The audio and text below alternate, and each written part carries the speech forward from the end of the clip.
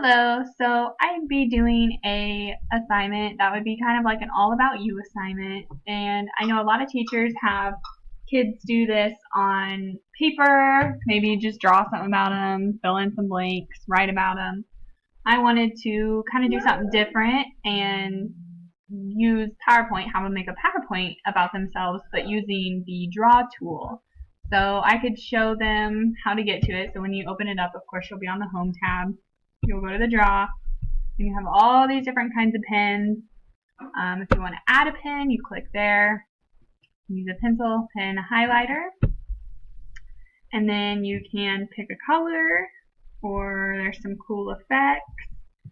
So if I'm going to draw myself, I'll just pick yellow. You can pick the thickness you want, and then you can just start drawing. And then of course they can draw themselves, they can draw anything that represents them, they can add new slides. And then if they need to erase something, there's the eraser, and they just have to click on what they want to erase. And then they can go in with something new, whatever it is.